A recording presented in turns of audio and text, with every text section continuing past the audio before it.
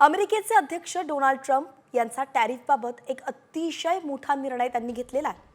भारतासह 75 पेक्षा अधिक देशांवरील लावलेला टॅरिफ 90 दिवसांसाठी आता थांबवलाय आणि ज्या देशांनी ट्रम्प यांच्या टॅरिफला विरोध केला नाही त्यांच्यासाठी ट्रम्प यांनी टॅरिफवरती तुर्तास ब्रेक लावलेला आहे।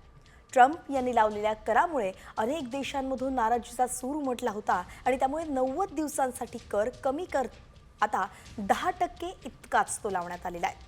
पण चीनवरती लावलेला कर वाढवून 125% करण्यात आलेला आहे आणि म्हणून अमेरिका आणि चीनमधील जो संबंध आहे तो अजून ताणला गेल्याचं बोललं जात आहे। तर ट्रम्प यांनी नेमकं काय निर्णय घेतलेला आहे जर आपण ग्राफिक्सच्या माध्यमातून सविस्तरच पाहूयात। 75 पेक्षा जास्त देशांवरती लागू केलेले टॅरिफ 90 दिवसांसाठी त्यांनी थांबवलेलं आहे। 90 दिवसांसाठी केवळ 10%च टॅरिफ लावण्याचा आदेश देण्यात आलेला आहे। तर चीनवरील टॅरिफ 125%पर्यंत वाढवत आहोत, जो तात्काळ लागू होईल असंही त्यांनी चीनबद्दल स्पष्ट केलंय। अमेरिकन शेअर बाजारात ट्रम्प यांच्या घोषणेनंतर आता एकच उत्साह दिसतोय। इतर देशांसाठी नमतं घेतलं पण चीनसोबत ट्रेड वॉरच्या तयारीत सध्या अमेरिका असल्याचं कळतंय।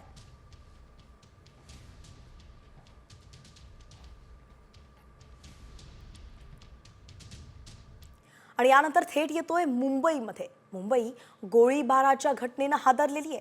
चेंबूरच्या मैत्री पार्क जवळ बिल्डरवरती गोळीबार करण्यात आला आणि यात दोघा बाईकस्वारांनी गाडीचा पाठलाग करून गोळ्या झाडल्या।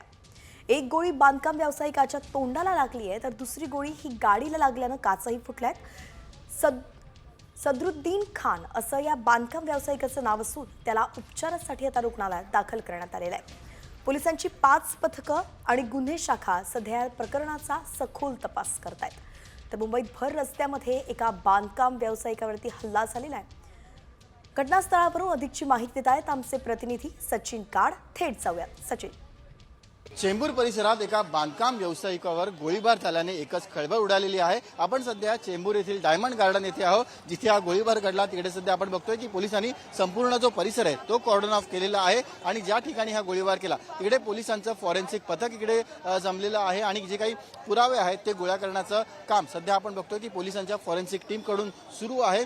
ज्या व्यक्तीवरती हा गोळीबार झाला असं म्हटलं जातं की त्यांचं नाव समरुद्दीन खान आहे, 50 वर्षाचे आहेत आणि बेलापूरला ते राहतात। या परिसरातून जात असताना बाईकवरून आलेल्या दोघांनी यांच्यावरती गोळीबार केला। नेमके हे दुचाकीस्वार कोण होते आणि कोणत्या उद्देशातून हा गोळीबार केला हे मात्र अद्याप स्पष्ट झालेलं नाहीये। ते बांधकाम व्यावसायिक असल्याचं म्हटलं जातं, मात्र त्यांचे काही जो पूर्वीचा त्यांचे काही गोष्टी होत्या त्यामुळे त्यांच्यावरती हा गोळीबार झाला असल्याची शक्यता ही प्रथमदर्शनी वर्तवली जाते। व्हिडिओ जर्नलिस्ट अनुप कुलकर्णीसह सचिन गाड, साम टीव्ही, मुंबई।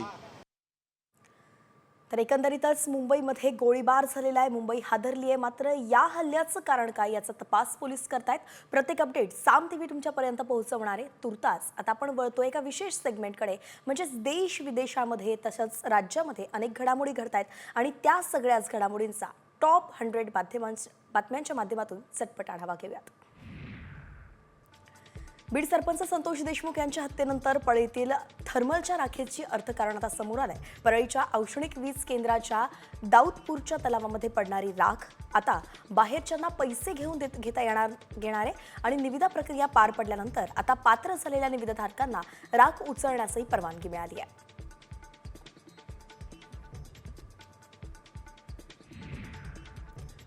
बीड सरपंच संतोष देशमुख यांच्या हत्या प्रकरणातील आरोपी वाल्मिक कराड आणि त्याच्या गँग विरोधात सीआयडीनं आणखी एक पुरावा कोर्टासमोर सादर केला आहे। साम टीव्हीला सूत्रांनी माहिती दिली आहे। सरपंच संतोष देशमुख यांच्या हत्या प्रकरणातील बीडच्या विशेष मकोका न्यायालयासमोर दुपारी दुसरी सुनावणी आज होणार आहे।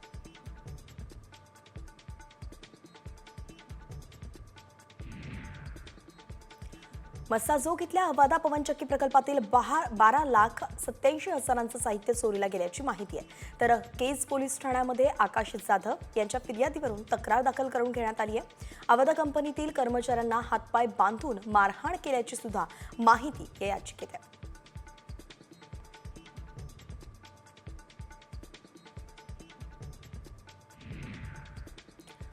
अवादा कंपनी चोरीच्या घटनेवरती भाजप आमदार सुरेश धसांनी आपली प्रतिक्रिया दिली आहे। कोणतरी भुरटे चोर असतील आणि इकडून नाही मिळालं तर आकाच्या लोकांनीच अशा चोऱ्या करायच्या, सुरक्षा रक्षकांचे हातपाय बांधल्यानंतर आता ते काय नेमकं करणार यांची अजूनही डोकी जागेवरती नाहीयेत असं म्हणत सुरेश धसांनी चोरीच्या घटनेवरती बोलताना आकाचा उल्लेख केलेला आहे.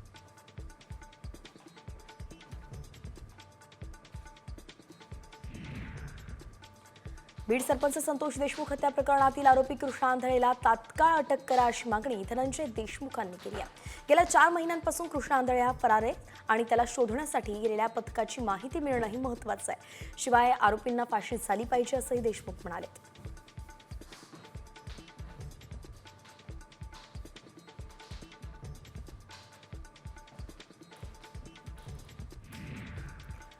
बीड सरपंच संतोष देशमुख हत्या प्रकरणातील बीड न्यायालयासमोरची दुसरी सुनावणी आज होती आणि या सुनावणीला स्वतः सरकारी वकील उज्ज्वल निकम हे उपस्थित राहणार आहेत. त्याचबरोबर त्यांच्या उपस्थितीमध्ये सुनावणी होणार आहे अशी माहिती संतोष देशमुखांचे बंधू धनंजय देशमुखांनी दिली आहे.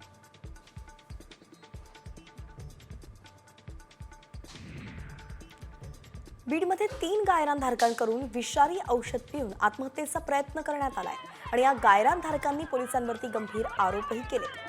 यामध्ये त्यांनी मंत्री पंकजा मुंडेंचंही नाव घेतलंय. सध्या बीडच्या अंबाजोगाई तालुक्यातील जळगाव इथे गायरानधारकांना बेदखल करण्याची पोलिसांचा फौजफाटा तैनात करण्यात आलाय आणि तेव्हाचा हा व्हिडिओ आपण पाहतोय.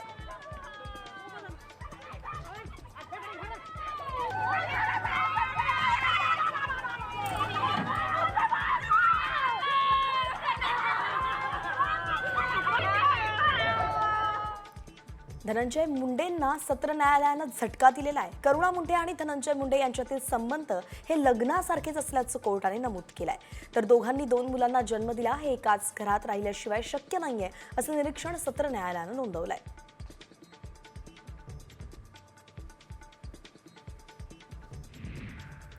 भोर तालुक्यातील बनेश्वर फाटा ते वनविभाग कमान रस्त्याच्या दुरुस्तीसाठी सुप्रिया सुळेंनी सुरू केलेलं उपोषण अखेर मागे घेतलेलं आहे. अधिकाऱ्यांनी 1 महिन्याच्या आत टेंडर प्रक्रिया पूर्ण करून रस्त्याच्या दुरुस्तीचं काम सुरू होईल असं लेखी आश्वासन असलेलं पत्र घेऊन उपोषण मागे घेण्यात आलंय.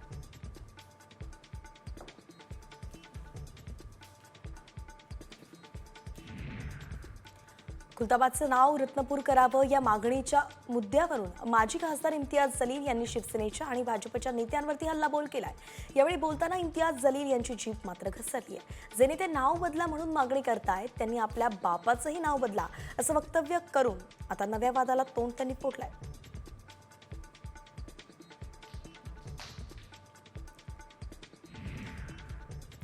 लाडकी बहीण योजना बंद होणार नाही. योग्य वेळी बहिणींना 2100 रुपये मिळतील असं आश्वासन सार्वजनिक बांधकाम मंत्री शिवेंद्रराजे भोसलेंनी दिलंय. दर योजनेसंदर्भात विरोधक गैरसमज पसरवतायत असं देखील शिवेंद्रराजे भोसले म्हणाले.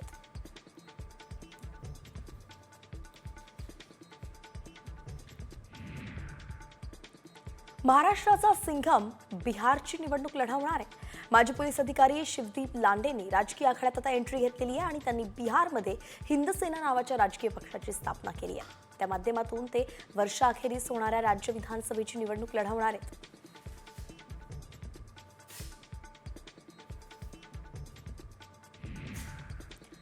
शक्तीपीठ महामार्गासाठी कायद्याचा धाक दाखवून शेतकऱ्याच्या जमिनी हडपण्याचा प्रयत्न सुरू असल्याचा आरोपच राजू शेट्टी यांनी केला.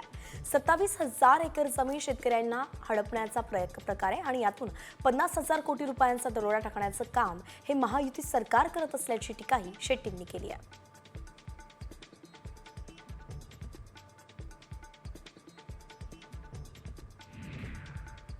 सार्वजनिक बांधकाम मंत्री शिवेंद्रराजे भोसलेंनी पीडब्ल्यूडी अधिकाऱ्यांचा समाचार घेतलाय. कोट्यवधी रुपये खर्च करून बांधलेली निवासस्थानं सोडून आता अधिकारी इतर ठिकाणी राहत आहेत आणि यावरून शिवेंद्रराजे भोसले चांगलेच आक्रमक झालेत. तसंच मुख्यालयात न राहिल्यास कठोर कारवाई करण्याचा इशाराही त्यांनी दिलेला आहे.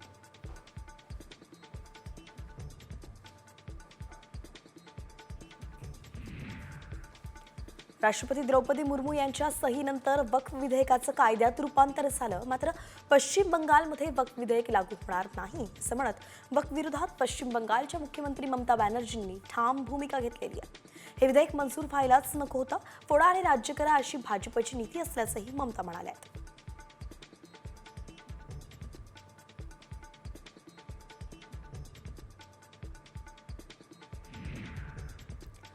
तर दुसरीकडे खासदार अरविंद सावंत यांच्या विरोधात मुंबईत बॅनरबाजी करण्यात आली आहे. संसदेत वक्फ बोर्डच्या विरोधात भूमिका घेणाऱ्या खासदारांचा मुंबईत बॅनर लावत निषेध नोंदवण्यात आला. वतन के धर्म के गद्दार, वक्फ कायद्याला विरोध करणारे अशा आशयाचे हे बॅनर आहे.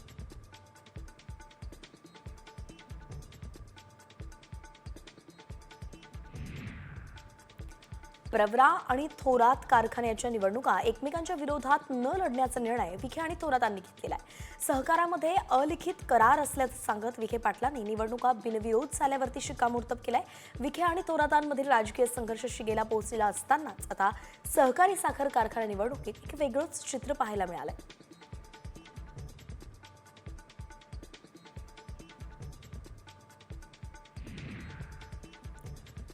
ड्रग्ज प्रकरणामध्ये कुणाला पाठीशी घालायचं असतं तर लोकसभेत मी प्रश्न मांडला नसता, असं खासदार ओमराजे नाईक निंबाळकर म्हणालेत. शिवाय त्या मतदारसंघातील लोकप्रतिनिधींनी सभागृहात आवाज का उठवला नाही असा सवालही त्यांनी निंबाळकरांनी नाव न घेता आमदार राणा जगजितसिंग यांना विचारलेला आहे.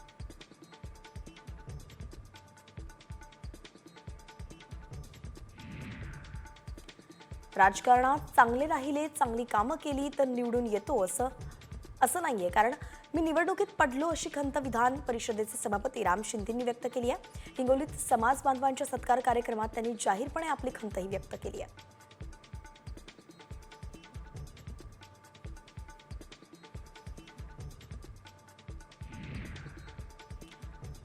काँग्रेसचे राष्ट्रीय अध्यक्ष मल्लिकार्जुन खरगेंनी भाजपवरती गंभीर आरोप केलाय. महाराष्ट्राची निवडणूक एक मोठा फ्रॉड आहे. मतदार यादीमध्ये घोळ करून भाजपनं निवडणूक जिंकल्याचा गंभीर आरोपही खरगेंनी केलाय.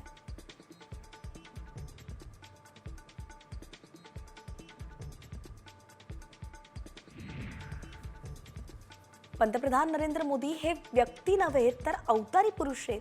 मी स्तुतीसुमनं उधळली आहेत. भाजप खासदार कंगना रनौत यांनी मात्र ही स्तुतीसुमनं कंगना रनौत यांनी उधळलेली आहे. मात्र यावरून ठाकरे गटाने पलटवार केलेला आहे. मोदी विष्णूचा अवतार असतील तर ट्रम्पवरती सुदर्शन चक्र सोडावं अशी बोचरी टीका संजय राऊतांनी केली आहे.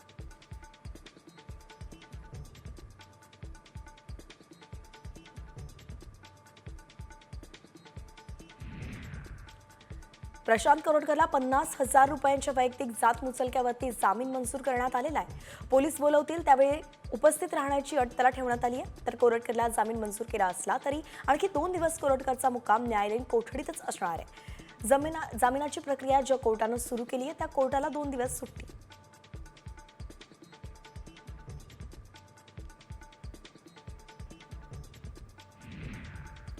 छत्रपतींचा अवमान करणाऱ्या प्रशांत कोरटकरला जामीन मिळाल्यानंतर आता संभाजी ब्रिगेड आक्रमक झालेली आहे. कोरटकरला जोड्यानं हाणल्याशिवाय शिवप्रेमी आणि संभाजी ब्रिगेड शांत बसणार नाही असा इशारा संभाजी ब्रिगेडनं दिलाय.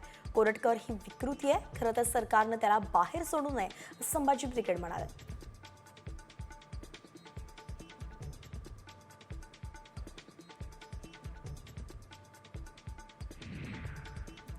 आणि यानंतर अतिशय महत्त्वाची बातमी आहे. संपूर्ण मुंबईसाठी, राज्यासाठीच नाही तर देशभरासाठी महत्त्वाची बातमी. मुंबईवरती दहशतवादी हल्ल्याचा ज्याने केला होता त्याचा मास्टरमाइंड तहव्वूर राणाला आज दिल्लीत आणलं जाणार आहे. एनआयएचं पथक थोड्याच वेळामध्ये राणाला घेऊन दिल्लीत दाखल होणार आहे आणि त्यानंतर एनआयए त्याची कस्टडी घेणार आहे. दिल्लीतून मुंबईत आणून मग राणावरती खटला चालवला जाण्याचीही शक्यता आहे. मुंबईत त्याला आर्थर रोड जेलमध्ये कसाबच्या कोठडीत डांबणार असल्याचं आता सांगण्यात येत आहे. 26/11चा हा मास्टरमाइंड होता तहव्वूर राणा. यानंच तो हल्ला घडवून आणला होता आणि त्यावेळी संपूर्ण मुंबईच नाही तर देश सुद्धा हादरला होता. अनेक पोलिसांचा यामध्ये ते शहीद देखील झाले होते आणि अशा या हल्ल्याचा मास्टरमाइंड अखेर त्याला आता भारतात आणलं जात आहे. थोड्याच वेळामध्ये नवी दिल्ली एअरपोर्टवरती त्याला आणलं जाईल आणि त्यानंतर मुंबईत आणून त्याला आर्थर रोडच्या जेलमध्ये ठेवण्यात येणार आहे. मुंबईत त्याला आणलं जाईल.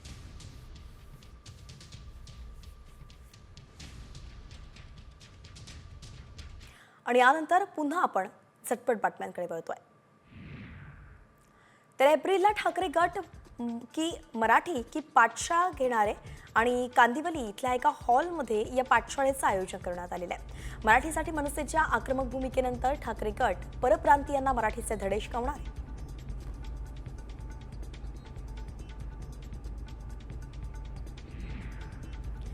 मनसे अध्यक्ष राज ठाकरे यांच्या विरोधात सर्वोच्च न्यायालयात याचिका दाखल करण्यात आली आहे आणि यावर शरद पवार गटाच्या नेत्या रोहिणी खडसेंनी ट्विट करत सवाल उपस्थित केलाय. मनसेला टार्गेट करणाऱ्यांच्या मागे कदाचित महाशक्ती तर नाही असा सवाल रोहिणी खडसेंनी उपस्थित केला.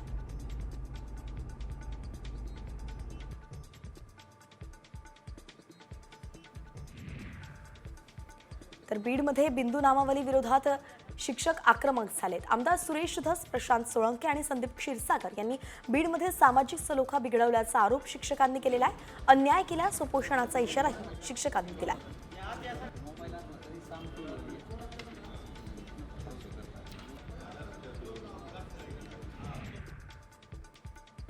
राजधानी दिल्लीमध्ये एक संतापजनक प्रकार घडलाय. दिल्लीतील पृथ्वी विज्ञान मंत्रालयाच्या इमारतीसमोर एका माणसानं चक्क लघुशंका केलेली आहे. एका आरजेचा हा प्रकार संतापजनक प्रकार आपल्या मोबाईलमध्ये आरजेनं शूट केला आणि या माथेफिरू व्यक्तीला पोलिसांनी ताब्यात घेतल्याची प्राथमिक माहिती आता समोर आली आहे.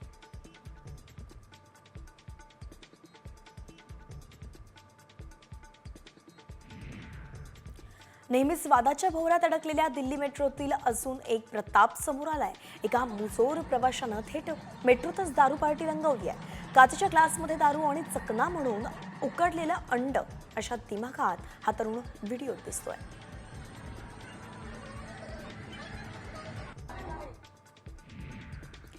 भारतीय क्रिकेट संघाचा फिरकीपटू युजवेंद्र चहलचा नुकताच धनश्री वर्मासोबत घटस्फोट झाला. आता त्याचं नाव आरजे महवश हिच्यासोबत जोडलं जात आहे आणि आता चहलनं आरजे महवश बरोबरचा सेल्फी इंस्टाग्रामवरती शेअर केलाय. त्यामुळे त्यांच्या नात्याबद्दल चर्चा होतीये. काही दिवसांपूर्वी चॅम्पियन्स ट्रॉफी दरम्यान सुद्धा ते स्टँडमध्ये एकत्र दिसले होते.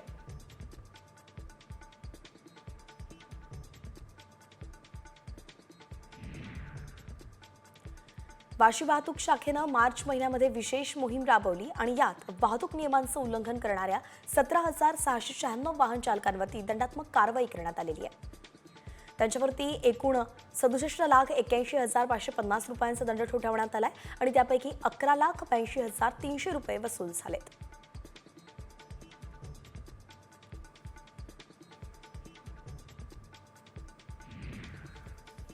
16 वर्षांखालील मुलांना पालकांची परवानगी नसल्यास इन्स्टावरती आता थेट प्रक्षेपण करता येणार नाहीये. आक्षेपार्ह कंटेंट पालकांच्या परवानगीशिवाय पाहता किंवा पाठवताही येणार नाहीये. मेटानं वापरकर्त्यांच्या सुरक्षिततेसाठी हे बदल केलेत. सध्या अमेरिका, ब्रिटन, कॅनडा आणि ऑस्ट्रेलियामध्ये हे बदल लागू करण्यात आले. काही महिन्यांमध्ये ते जगभर अंमलात येतील.